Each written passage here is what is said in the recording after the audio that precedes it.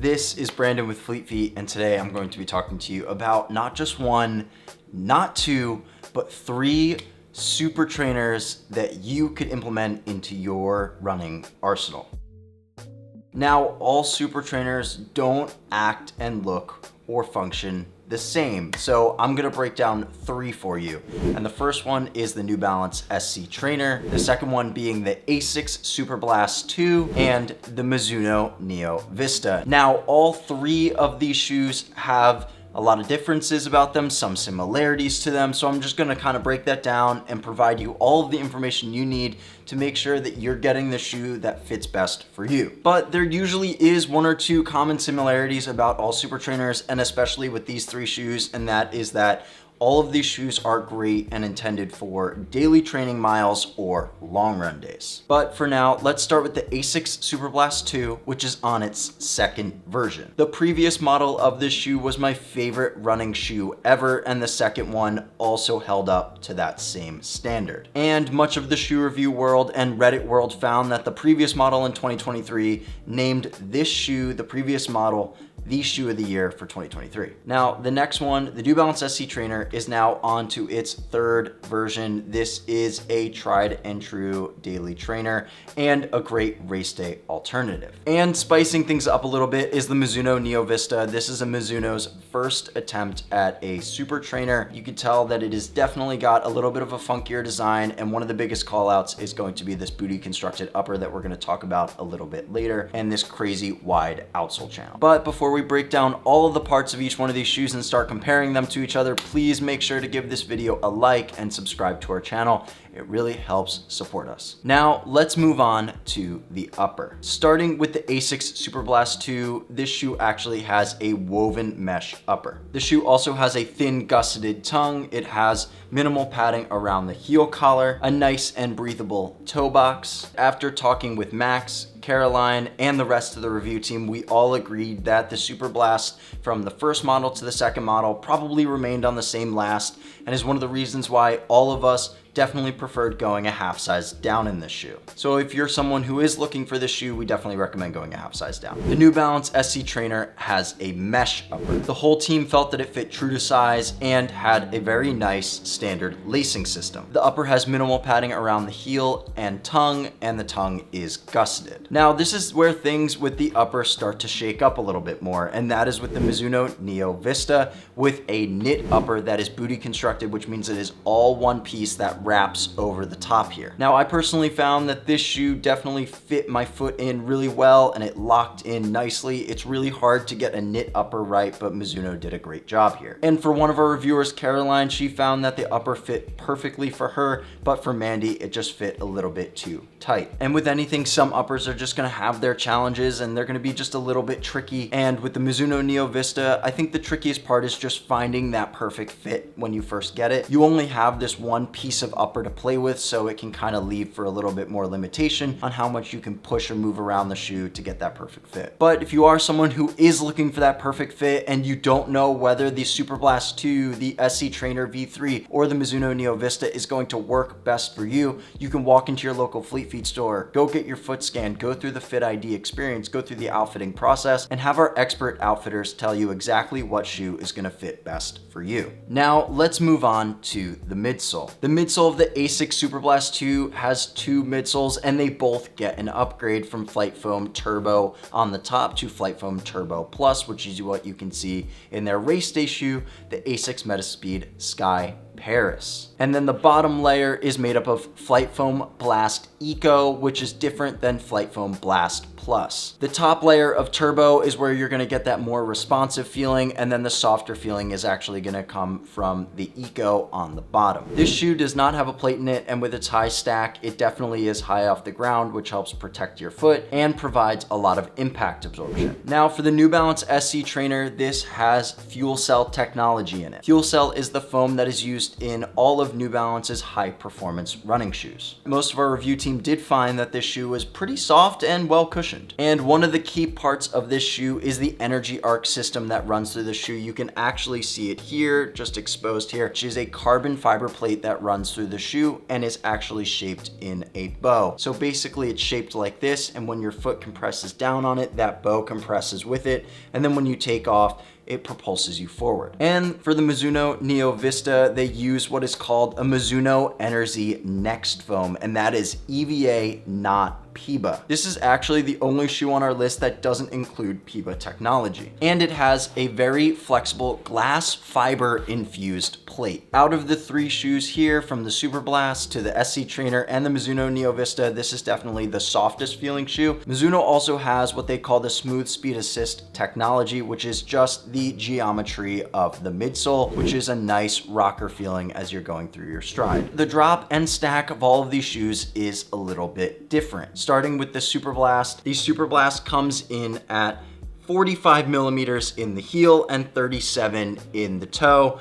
That is 0.5 millimeters less than the previous model, and it has a drop of 8 millimeters. The Supertrainer has a stack height of 40 in the heel and 34 in the toe with a 6 millimeter drop. And the Mizuno Neo Vista has a 44.5 millimeter stack in the heel and 36.5 in the toe for an 8 millimeter drop. So the shoe that has the most stack is the Superblast, then it would be the Mizuno Neo Vista, and then with the lowest stack, the Supertrainer at 40 millimeters. And both the Superblast and the Mizuno Neo Vista come in around an 8 millimeter drop, while the Supertrainer at 6 millimeters. Out of all these shoes, which one's the most aggressive? Which one's the most cushioned and more relaxed and softer feeling? Well, first you're gonna get the most aggressive option, which is the Superblast. Then you're gonna get your second most aggressive option, which is the Supertrainer. That's just gonna be still a very fast shoe, but just a bit softer than the Superblast. And then the softest and least aggressive shoe out of these three is gonna be the Mizuno Neo Vista. And the Mizuno Neo Vista is just gonna have more of that sink-in feel. It's gonna be more plush, and especially with that EVA,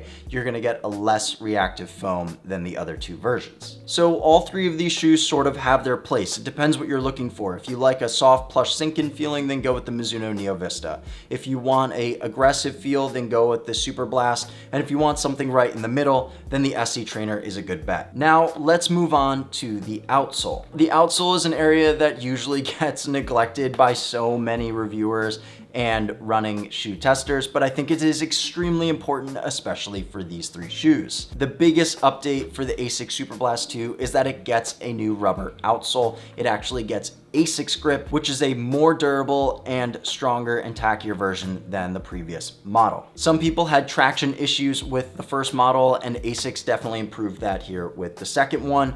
And Max really found that the outsole had a nice wide base, so for him, the stability of this shoe really worked. And with the New Balance Supertrainer V3, it is a little bit different than the Superblast in that it has an outsole channel here, which just cuts and saves some weight, though the rubber coverage here isn't a full length, but it definitely is in all of the most important spots, and I had no issues with rubber coverage. Though Caroline did find that she was a little bit concerned about this outsole channel. While it does save a little bit of weight, she is worried that some rocks could end up getting stuck in here. Similar to that of the New Balance Supertrainer, the Mizuno Neo Vista also has an outsole channel, but this one even bigger and even wider and more pronounced. This here is mainly to save weight, but also to allow that wave plate technology to compress inward and push you forward. And you can tell that the rubber coverage that goes around this shoe is a full length rubber coverage, but definitely when I was on dry roads, it was totally fine, but when it got a little bit more wet, I was reaching toward other shoes for more traction. Now, let's move on to the ride and performance. For the ASICS Superblast 2, it definitely feels a little bit more cushioned and softer than the previous model, even though it is 0.5 millimeter in stack lower. If you really think about it, it follows the same progression and mimics the same pattern of that of the Nova Blast. So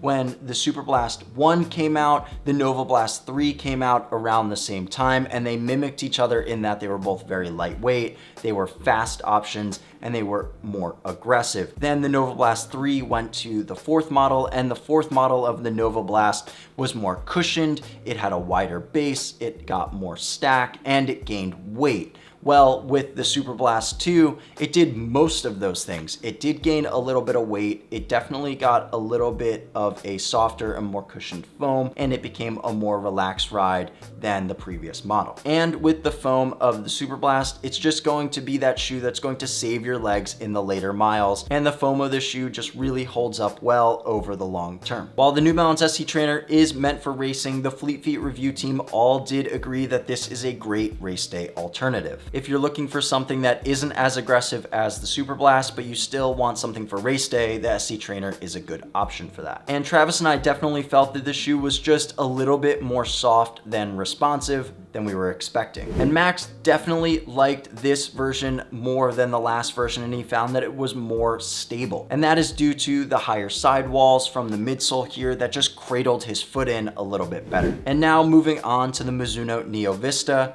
Mandy found that the ride of this shoe was just as smooth as butter, and found that it was that perfect combination of squishy, peppy, and comfortable. The Fleet Feet review team did agree that this is gonna be a shoe that many people are gonna love if they like a higher stack with tons of energy return with a plate in it. The biggest unknown variable for most people is going to be the fit of this upper, so that's definitely something that you're gonna wanna try out first. Now let's move on and talk about some stats. Starting with the weight, the ASICS Superblast 2 comes in at 249 grams or 8.7 ounces, making it the lightest of the three options. Next, you have your second lightest shoe, which is the New Balance SC Trainer, which comes in at 7.3 ounces or 206 grams for the women's model, or 9.2 ounces or 260 grams for the men's model. And the heaviest of the three options is going to be the Mizuno Neo Vista, which comes in at 7.8 ounces or 221 grams for the women's model,